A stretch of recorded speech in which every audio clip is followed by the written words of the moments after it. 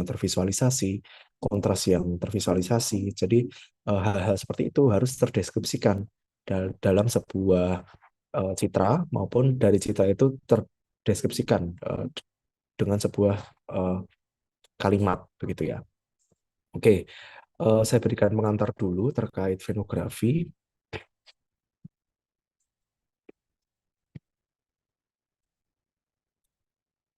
Jadi fenografi ini adalah pemeriksaan angiografi ya. Jadi kalau kita ngomongin angio itu kan pembuluh darah. Jadi ada vena, ada arteri. Arteriografi nanti kita akan pelajari, tapi di sini di awal kita akan belajar yang namanya venografi terlebih dahulu. Dari definisinya sudah jelas ya, pemeriksaan radiografi dengan menggunakan media kontras untuk mengevaluasi pembuluh darah vena, gitu kan.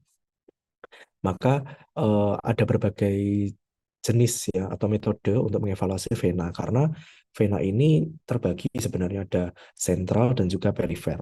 Kalau kita ingin melihat venografi perifer, maka fokusnya pada ekstremitas atas maupun ekstremitas bawah gitu ya.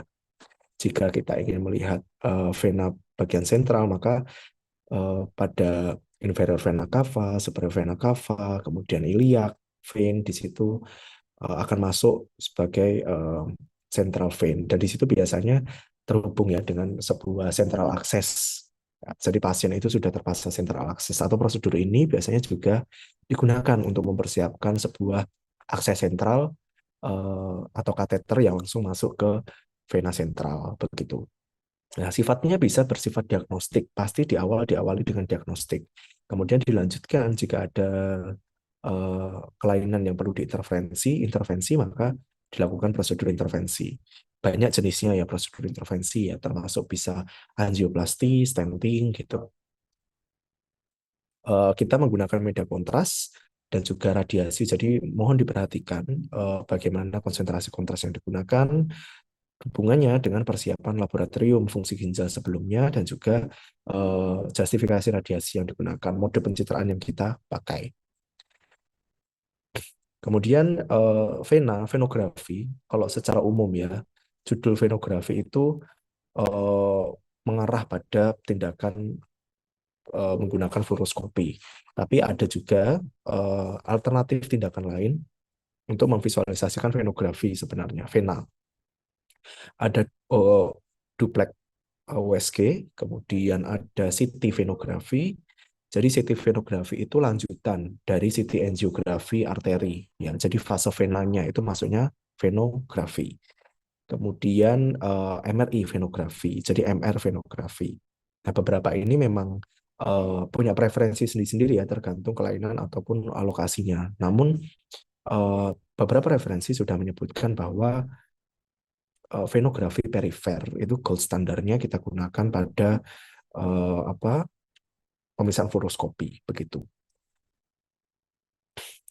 Karena di sini juga memiliki keuntungan bahwa kita bisa melakukan intervensi secara langsung ya, dilakukan oleh dokter begitu. Dan selanjutnya apa saja indikasinya ya? Seringkali adalah deep vein thrombosis. Jadi venanya itu ada trombus di dalamnya. Jadi biasanya pasiennya sudah mengeluhkan ya di area kakinya begitu. Ketika trombus itu naik ke atas, maka dia bisa masuk ke embolisasi pulmonary. Jadi masuk di pulmonary embolization, dan itu keadaan yang mengancam nyawa ya. Biasanya pasien-pasien yang memiliki apa kebiasaan merokok tinggi ya, dengan frekuensi yang sangat tinggi, infeksi terjadi, maka trombus muncul di pembuluh darahnya. Dan ketika trombus itu munculnya sudah banyak, ya akhirnya terhambat kan flow darahnya, kakinya akhirnya kurang suplai untuk darahnya, sehingga ya banyak faktor mengakibatkan kelemahan, kemudian nyeri gitu, dan bengkak gitu kan. Kemudian di sini modalitas ya untuk mengevaluasi venografi utamanya adalah melihat flow-nya. Jadi bagaimana katup-katup itu bekerja pada vena, apakah normal atau ada inkompetensi atau tidak cukup untuk menahan. Kan vena itu punya punya katup ya. Jadi dia eh, apakah fisiologinya bekerja dengan baik atau tidak. dievaluasi dari situ dengan cara apa metode tekan begitu kan. Kemudian ini efek dari inkompetensi vena maka terjadi ulkus pada akhirnya. Jadi lama-lama yang hitam, lama-lama tidak bekerja keseluruhan yang dilewati oleh vena itu. Kemudian indikasi selanjutnya adalah tentu saja abnormalitas dari pembuluh darah ya, malformasi misalnya. Malformasi campur nih vena sama arterinya menjadi satu, kemudian dilatasi venous hypertension, kemudian ada aneurisma juga bisa terjadi pada vena begitu. Kemudian apa kontraindikasinya pada pemeriksaan venografi? Maka alergi kontras ya. Jadi tidak ada kontraindikasi yang absolut. Nah, yang absolut itu ya tentu pasien tidak menandatangani inform consent itu sudah absolut. Tapi jika yang lain itu sifatnya relatif. Maksudnya bisa ya dikonsultasikan oleh dokter pengirim maupun dokter radiologi terkait kelanjutan pemeriksaan venografi yang akan dilakukan. Selulitis atau ada infeksi di situ, tentu saja kita tidak ingin menambah ya eh, luka yang timbul secara internal, kemudian renal insufficiency maksudnya adalah fungsi ginjalnya, ya hasil bun kreatininnya atau GFR-nya di luar dari rentang normal. Kemudian alergi kontras tentunya. Kemudian apa saja yang perlu diperhatikan ya, bahwa sama seperti yang saya sampaikan di awal, bahwa ketika radiologi intervensi itu kuncinya ada pada akses. Bagaimana kita memilih akses? Jika di vena bisa menggunakan vena langsung. Bisa juga melalui arteri, nanti dia masuknya retrograde. Jadi arteriografi sedikit ya sebagian dari pembuluh darah, kemudian dia akan masukkan ke vena perfusi gitu kan, kemudian masuk vena. Nah, di situ akan kelihatan bagaimana vena dialiri kontras dan kita bisa menilai kelainan dari situ. Oke, tentu saja ya jika ingin melakukan prosedur intervensi dilihat dulu pembuluh darahnya aksesnya di mana. Pembuluh darah vena jika pada ekstremitas seringkali menggunakan femoralis maupun dorsalis pedis. Kalau di area lengan, Anda bisa kita umumnya digunakan di brachialis, median cupidity, ataupun di area jika di sentral ya Anda bisa langsung di area jugularis begitu. Kemudian akan terhubung langsung di superior vena cava. Nah, prosedurnya umumnya mudah ya. Jadi kalau misalnya venografi ekstremitas atau sentral pun umumnya hanya menggunakan AP saja. Jadi AP, proyeksi AP, fluoroskopi, begitu. Kemudian karena ini dia pada ekstremitas dan ada tulang, kemudian banyak jaringan gitu ya, dan pada sentral itu banyak jaringan solid organ yang lain, maka seringkali DSA juga digunakan. Jadi untuk masking dan hanya spesifik pada pembuluh darah yang dialiri kontras saja. Kemudian untuk mendukung aliran gitu ya, untuk melihat bagaimana sufisiensi dan juga kompetensi sebuah katup, begitu maka di sini juga ada uji fluoroskopi dilakukan penyudutan 30 derajat, kemudian dilakukan uji tekan di situ. Bagaimana uh, flow kontras kembali ya mengisi vena gitu. Apakah cepat ataukah sangat lambat gitu ya. Tentu saja ini yang menilai oleh dokter, kita berfokus pada bagaimana mode fluoroskopinya, kemudian uh, regio yang kita citrakan.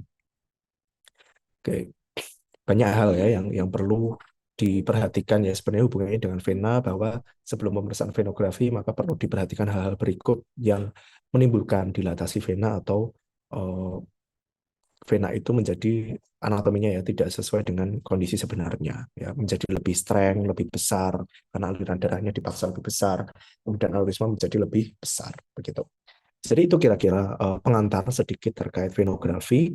Tentu saja nanti di sini ada alat-alat medis apa saja yang digunakan pada prosedur venografi dan juga ada alat atau bahan untuk digunakan sebagai media intervensinya di situ. Oke, sekarang kita lihat pada modul praktikum.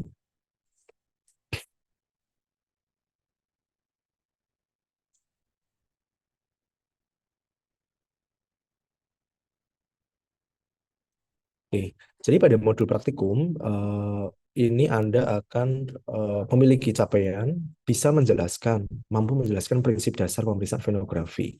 Kemudian dari situ Anda bisa mengidentifikasi anatomi berbasis kasus. Jadi kita akan gunakan satu kasus di sini. Kasusnya diagnostik dilanjutkan dengan intervensi. Kemudian menerapkan dokumentasi hasil citra berbasis kasus. Jadi setelah kita sudah identifikasi alur dan anatominya, maka kita bisa dokumentasi di situ. Nah, di modul saya sudah sertakan beberapa sampel ya anatomi dari vena yang sudah dianotasikan. Ya, ini secara umum. Saya ambil dari bone Rager karena ini spesifik kebutuhan kita pada radiografer membahas vena besar gitu ya. Jadi silahkan nanti Anda gunakan referensi berikut atau Anda juga bisa melihat lebih dalam lagi ya melalui referensi yang ada di textbook ataupun di internet. Nah, ini salah satu contoh gambaran ketika vena itu mengalami pelebaran. Dan ketika mengalami pelebaran itu ada trombusnya. Di suntik kontras itu dia tidak mulus gitu. Artinya, jika ingin mengevaluasi pembuluh darah kontras dan Anda ingin memasukkan ke dokumentasi hasil citra, Anda pastikan apakah itu sudah dilakukan prosedur intervensi atau belum. Jika belum, maka silakan Anda masukkan sebagai citra yang mewakili proses diagnosis atau pre-intervensi. Jika dia sudah terisi kontras dan dia sudah full dan pada prosesnya ada alat yang terlibat, maka gambar itu bisa Anda katakan sebagai post intervensi dan itu harus masuk pada dokumentasi hasil citra. Nah, ini tadi yang kita singgung ya terkait lokasi akses tergantung lokasi sentral atau perifer. Umumnya tetap puncture dilakukan Seldinger ya menggunakan needle 1823 begitu 1923 kemudian eh, dilanjutkan oleh introducer seat. Ya, ketika sudah masuk introducer seat, berarti kan pintunya sudah ada, tinggal masuk apa wire gitu kan, get wire masuk. Kemudian ketika get wire sudah masuk, get wire kan nggak bisa ngeluarin kontras tuh. Ya, kita bisa masukkan kontras melalui kanula yang terhubung pada introducer seat. Kemudian jika ingin mencapai pada target, kita masukkan kateter, selektif kateter di dalamnya. Ketika ingin memasukkan prosedur intervensi, maka kateter angioplasti misal masuk gitu. Di kateter angioplasti di situ ada beberapa uh, landmark ya yang Anda harus perhatikan yang menunjukkan berapa panjang balon angioplasti itu akan dikembangkan. Begitu. Proses intervensi diagnostik selesai hanya pada saat di awal ya get wire masuk, kemudian di flashing kontras muncul aneurisma, ada stenosis terlihat di mana keterisian pembuluh darah tidak full menjadi tipis begitu ya. Kemudian ada trombus berarti ada filling defect atau kalau trombus itu ada area ya dengan batas yang biasanya tidak beraturan tapi tegas begitu tidak terisi kontras gitu. Jadi ada sesuatu yang uh, mengganjal di situ ya. Kemudian kalau aneurisma kan balon ya, Anda bisa mempelajari dari bentuknya aja sudah bisa dibayangkan ya, bentuknya membesar, membulat gitu. Maka seperti yang tadi saya sampaikan, umumnya menggunakan fluoroskopi atau sine dan fluoro, kemudian ditambahkan DSA. Jadi tidak menggunakan 3D acquisition gitu ya. Jadi secara konvensional saja gitu. Oke. Nah, tugas Anda adalah nanti di laporan praktikum Anda harus mengidentifikasi anatomi dan juga alur pemeriksaan. Sedangkan pada aktivitas kedua adalah Anda mendokumentasikan hasil citra. Bagaimana aktivitas pertama didokumentasikan? Jadi aktivitas pertama itu nanti ya Anda masukkan tabel sesuai dengan di modul ini. Screenshot hasil citranya. Jadi kalau screenshot itu jangan full satu satu komputer itu di screenshot semua, tapi yang di screenshot cuma hasil citranya. Oke, jadi saya nggak butuh tuh gambar apa bar Windows-nya, jangan. Jadi ambil screenshot pada hasil citra saja. Hasil citra itu silahkan diberi anotasi. Bagaimana kita memberi anotasi? Ya saat keterisian kontras yang baik, gitu kan? Keterisian kontras yang kita anggap ya ini mewakili anatomi begitu. Anda berikan sesuai referensi, biasanya Anda bisa bandingkan ya anatomi normal, anatomi abnormal gitu. Kemudian anatomi imaging dengan anatomi gross atau ilustrasinya gitu. Silahkan Anda masukkannya seperti mata kuliah anatomi imaging gitu ya. Kemudian apa yang dideskripsikan bahwa tadi saya sampaikan bahwa kita perlu tahu mode pencitraan, lokasi aksesnya itu dari mana atau ujung flashing kontras itu dari mana, kemudian arah aliran kemana ya, kemudian alat medis yang terlibat serta jika ada ya potensi kelainan ya kita bukan dokter jadi kita bisa bilang saja potensinya apa karena gambarannya seperti ini. Nah, venanya juga disebutkan terjadi pada vena apa gitu. Itu sudah dilakukan ya 1 sampai nanti akan ada 13 citra yang sudah saya susun. Nah, dari 13 citra itu kan menunjukkan alur ya. Jadi radiologi intervensi disebut dynamic studies, jadi dinamis. Dan kita tahu alurnya bagaimana sampai pasien itu selesai. Nah, alur itu harus ditunjukkan dalam sebuah pilihan gambar terbatas. Di sini ada 6 citra yang kita batasi untuk bisa memvisualisasikan alur itu, mulai dari pre sampai post intervensi.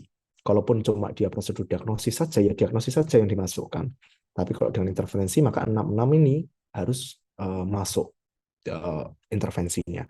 Apa yang masuk? Kalau pre berarti ketika dia diagnosis pertama, seatnya masuk di mana, pembuluh darah apa yang teraliri pertama, dan itu menunjukkan kelainan. Jika ada proyeksi lain, ditambahkan proyeksi lain. Jika tidak ada ya, kontras itu kan ngalir ya, dan yang dialiri panjang. Jadi Anda bisa ambil aspek proksimal, kemudian distal juga dimasukkan, tapi konteksnya adalah diagnosis. Selanjutnya baru masuk ke intervensi. Jika intervensi, maka sebelumnya ada persiapan intervensi. Berarti ada angioplasti masuk, tapi belum dikembangkan. Kemudian angioplasti sudah dikembangkan. Kemudian apakah angioplasti itu dikembangkan di 1 titik atau di 2 titik? Maka harus diambil di kedua titik itu. Oke, baru setelah itu gambar yang harus masuk juga adalah terakhir hasil intervensinya. Jadi sudah di flashing kontras terakhir dan sudah oke, pasien pembuluh darahnya sudah membaik. Begitu. Meskipun ya mungkin meninggalkan beberapa abnormal, tapi ya karena hasil citranya sudah cukup berhenti di situ dan dokter sudah dari 3 kelainan sudah mengintervensi 2, ya mungkin satunya akan dilakukan di lain kesempatan atau di tata laksana selanjutnya. Begitu. Jadi ini mohon yang wajib masuk dalam laporan praktikum, screenshot hasil citra yang sudah diberi anotasi anatomi dan juga deskripsinya, kemudian hasil citranya. Nah, untuk di pembahasan tentu saja nanti Anda ada ya 5 pertanyaan stimulan, tapi tidak terbatas hanya ini saja. Paling tidak ini Anda bahas dulu, terus nanti Anda bisa kembangkan lebih gitu ya, dihubungkan. Karena ini sebenarnya melihat ya pemahaman Anda terkait citra yang sudah diperoleh begitu atau apa yang sudah Anda kerjakan.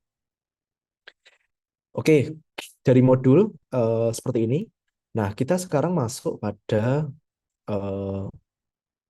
praktikumnya ya, lembar kerjanya.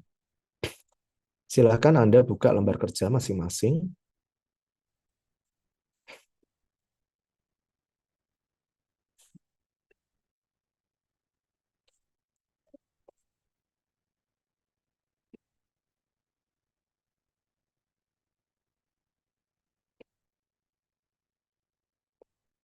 Nah, pada lembar sudah ya. Pada lembar kerja ya. Pada lembar kerja ini nanti saya sekaligus akan mendemonstrasikan bagaimana Anda mengambil data. Pada lembar kerja kita memiliki halaman 1 sampai halaman 8 ya. Halaman 1 kita lihat di sini.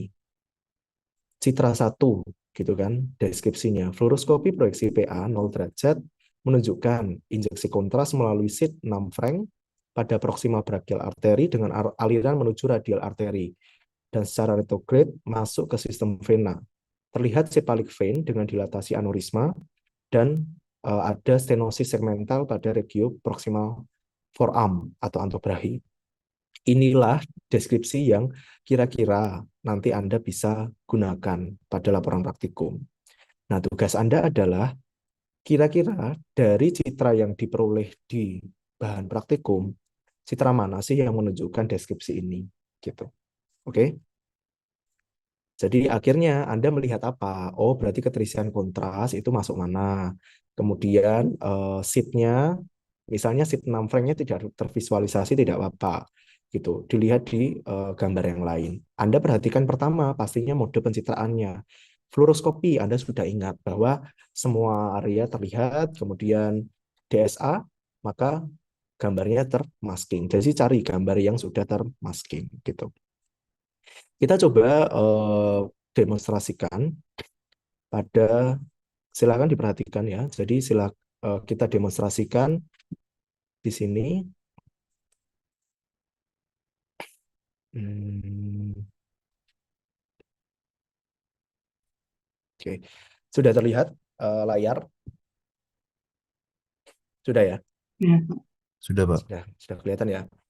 Kita lihat citra pertama. Citra pertama judulnya adalah fluoroskopi proyeksi PA masuk retrograde ke brachial arteri. Berarti aksesnya melalui brachial arteri, gitu kan? Masuknya brachial arteri. Ini nggak usah Anda rubah, karena ini saya sudah bikinkan biar Anda punya gambaran dulu, gitu ya. Kita cari, ya. Ini sebenarnya citranya sudah urut, nomor 1 sampai bawah itu sudah urut. Kita lihat keterisian kontras terbaik, gitu kan? Ya, ini sudah hilang. Ini adalah dia masih radial arteri. Oke, mana radial arteri ini? Radial arteri. Ketika radial arteri masuk, ternyata dia masuk ke vena. Di sini ada sebuah fistula. Ya, ini kita bisa lihat gambarnya. Gambar pada radial arteri dan vena yang sudah masuk di fistula ini beda jauh ya bentuknya. Ini adalah yang kita sebut dengan stenosis. Yang mengecil, pembuluh darahnya mengecil. Kemudian mulai masuk ke pembuluh darah kok bentuknya seperti balon. Oh, ini adalah aneurisma. Kemudian habis aneurisma kecil lagi, berarti terjadi stenosis lagi di situ. Maka di sini kita bisa lihat mewakili ya radial arteri muncul, kemudian di sini masuk ke cephalic vein, sistem vena. Ternyata di cephalic vein yang banyak kelainannya. Maka ini Anda bisa screenshot sebagai gambar pertama. Dan yang terpenting adalah ini adalah gambaran fluoroskopi. Jadi Anda sudah betul dalam mengambil citra pertama. Jadi ini adalah gambaran pertama. Oke. Selanjutnya, DSA proyeksi PA menunjukkan bla bla bla bla sama, tapi prosedurnya hanya mode pencitraannya berbeda. DSA.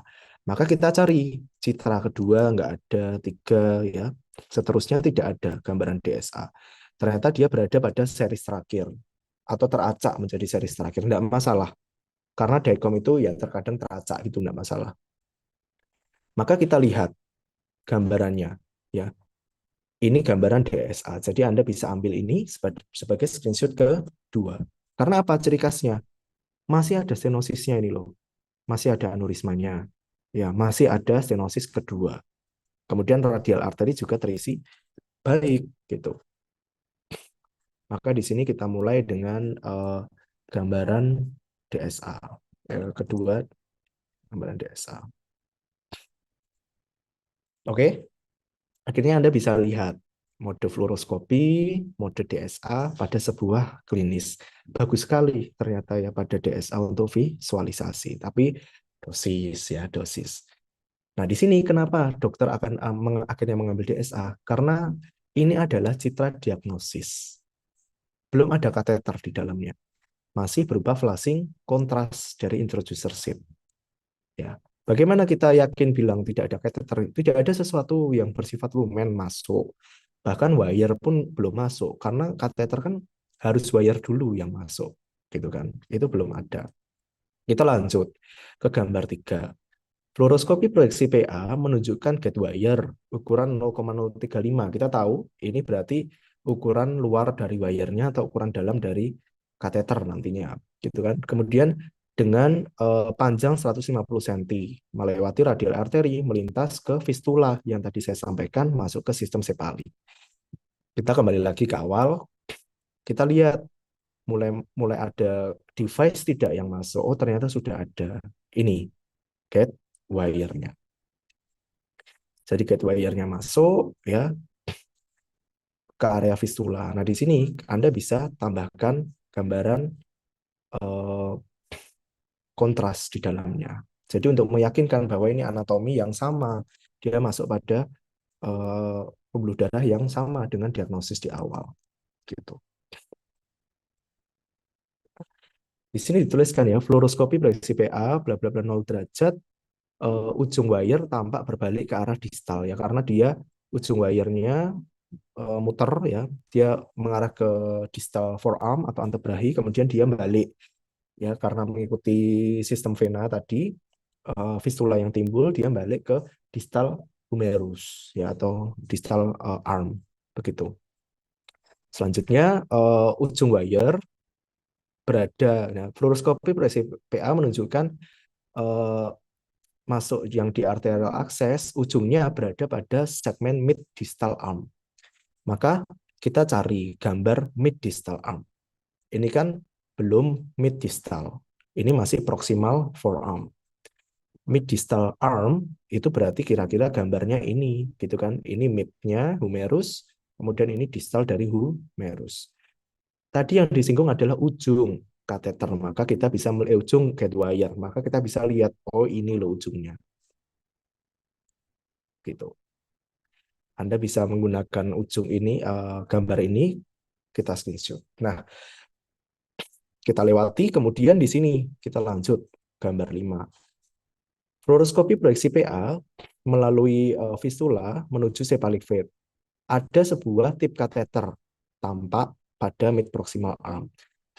Seperti yang saya sampaikan sebelumnya, ketika ada balon angioplasti, stent, maka pasti ada tip di situ. Dia menunjukkan panjangnya, ya.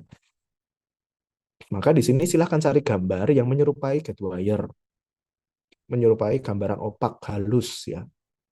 Ini. Jadi ini gambaran mulai masuk kateter balonnya. Ada 2 tip. Ya, jika kita lihat tipnya, gambaran tip seperti ini.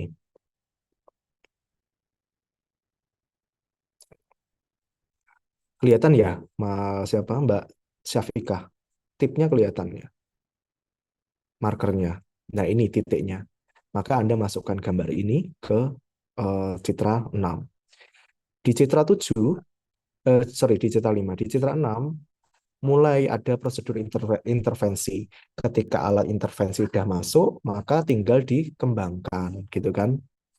Maka di sini dilakukan dilatasi lumen vena dengan tekanan 8 atm, volume 6 cc selama 60 detik. Artinya, balon itu dikembangkan dengan cara diinjeksikan kontras 6 cc, tekanannya 8. Ya, kemudian di hold selama 60 detik. Yang saya sampaikan di inflator yang kemarin kan ada bentuknya cc, bentuknya ada eh, apa seperti pengukur tekanan dan juga ada nanti stopwatch yang terhubung oleh operator. Maka dilakukan dilatasi gitu kan. Anda bisa ambil dilatasi yang penuh ini.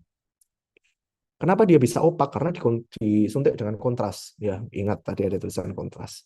Maka di sini di hold selama berapa detik. Ya. Tulisan-tulisan di sini saya buat semirip mungkin tapi tidak benar-benar menunjukkan kasus yang kita saat ini pelajari ya.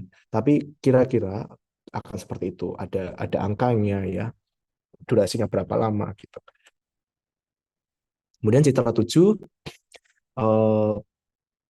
cephalic vein, region mid proximal forearm ya di sini ternyata ya ini sudah dikembangkan ya. Sudah dikembangkan kemudian di sini langsung ada disampaikan balon angioplasti dimajukan. Tadi kita lihat stenosis terjadi di 2 titik, sebelum dan sesudah aneurisma. Sebelum aneurisma sudah dikembangkan yang pertama.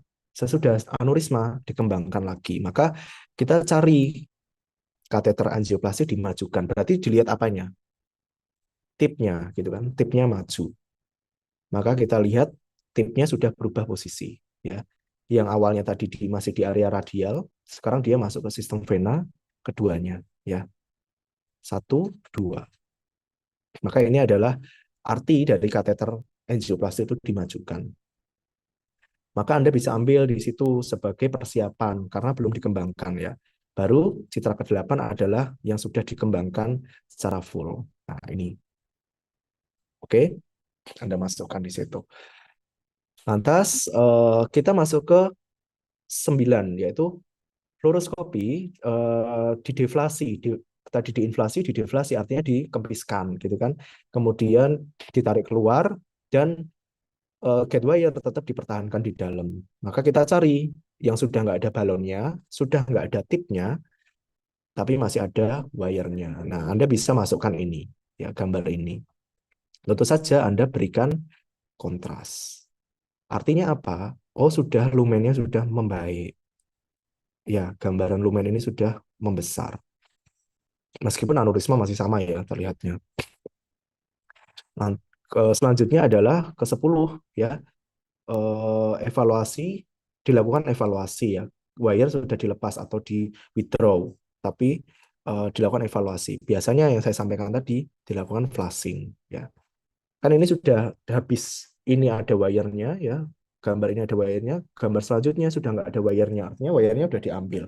Dokter melakukan flushing kontras melalui kanula yang ada di introducer sheet yang 2 itu. Nah, ini di flushing kontras.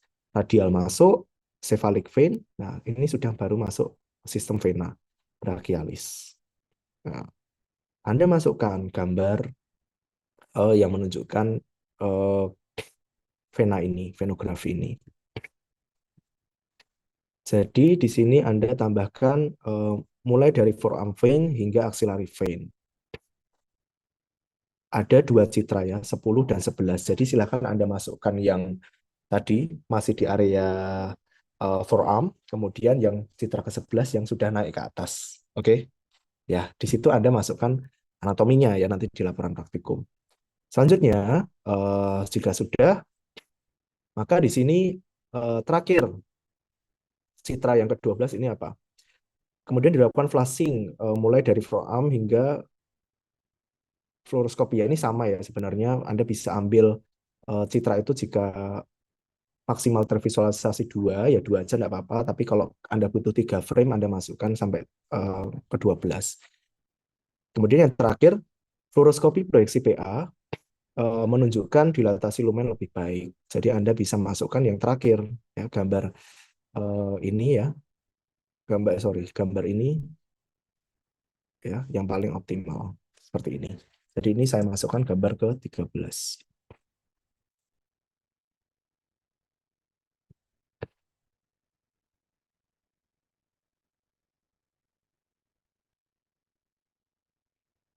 Tentu saja nanti sudah Anda berikan, kalau di laporan ya, Anda berikan anatomi. Anda sudah dapat berapa gambar berarti? 13 gambar sesuai alur. Nah, sebagai radiografer, Anda akan melakukan dokumentasi. Dari 13 itu, Anda memilih 6 yang paling penting. Gitu.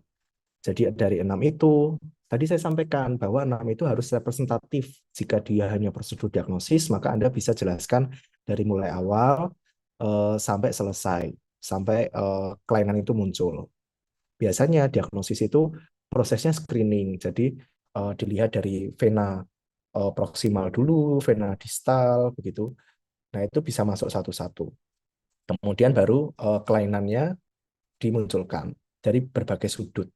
Kalau misalnya dari venografi ya umumnya cuma satu saja begitu. Nah, karena di sini intervensi, maka saya berikan 6. Kalau diagnosis Anda 4 saja sudah cukup. Karena intervensi ini di sini kita berikan 6, maka Anda bisa gunakan 2 di awal, itu sebagai gambar pre-intervensi, 4 di akhir Anda berikan gambar post-intervensi. Artinya, tadi saya sampaikan, 2 di awal berarti menunjukkan kelainan. Anda bisa berikan gambaran aksesnya dulu, sama gambaran DSA-nya. Kemudian Anda setelah pos intervensi, Anda bisa berikan gambaran balon, persiapan balon, kemudian balon titik pertama, titik kedua. Kemudian terakhir, ya dua terakhir Anda bisa tunjukkan gambaran sudah dilakukan flushing dan selesai proses intervensi dengan gambaran anatomi yang sudah membaik gitu. Ya, ada gambaran ya. Oke. Jadi seperti itu. Nah, tugas Anda adalah silakan Anda teruskan di lembar kerja ini sesuai instruksi yang tadi saya arahan yang saya berikan. Catatannya adalah di laporan praktikum wajib Anda berikan anotasi anatomi pada tabel 1. Nah, di lembar kerja anotasi anatomi menjadi nilai plus tapi tidak wajib. Ya. Yang wajib adalah gambarnya semuanya terisi. Maksudnya berarti Anda bisa manfaatkan waktu jika Anda sudah selesai masukkan gambar dan Anda ingin masukkan anatomi, boleh gitu. Anda perhatikan yang penting saya berikan waktu sampai jam 11, jam 12.38, 12.40 deh. Saya berikan 12.40, Anda mengerjakan eh, lembar kerja ini. Oke? Paham ya? Silakan, apakah ada pertanyaan sampai sekarang?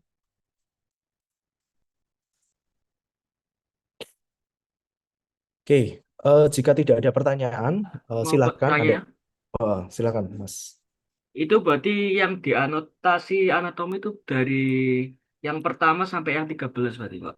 Betul. Kalau Jadi jika anotasi anatomi itu diulang-ulang terus, ya karena kita menyampaikan visualisasi deskripsi itu kan juga mengulang nama anatominya. Jadi anatomi yang apa tunjukkan, misalnya ini kan sudah ada radial, di bawahnya ditulis radial lagi, ya citra 2 itu ada radialnya lagi. Di sini kalau radialnya masih kelihatan, tulis radialnya lagi, gitu. Ya, berarti kalau paham. sama nggak apa-apa ya Pak. Ya memang memang sama gitu kan, karena kan yang kita evaluasi regio yang sama, ya toh. Berbeda ketika dia bergeser ke arah atas, ya itu baru berbeda nanti. Oke, paham ya, Mas siapa? Panggilannya siapa gitu? Azhar Pak. Azhar, Mas Azhar. Azhar. Mm-mm. Oke.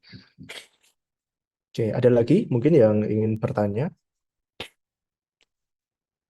Nah, kenapa saya berikan dulu deskripsi ini, contoh deskripsi, karena nanti mulai beberapa pertemuan tengah akhir, Anda sudah tidak akan diberikan contoh deskripsi. Anda yang akan mendeskripsikan.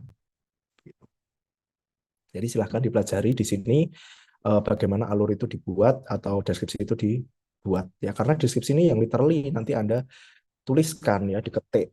Ketika prosedur berjalan, Anda ngetik gitu di ruang operator. Jika Anda berada di ruang operator, jika di dalam ya Anda akan fokus pada pesawat Siamnya dong, gitu kan.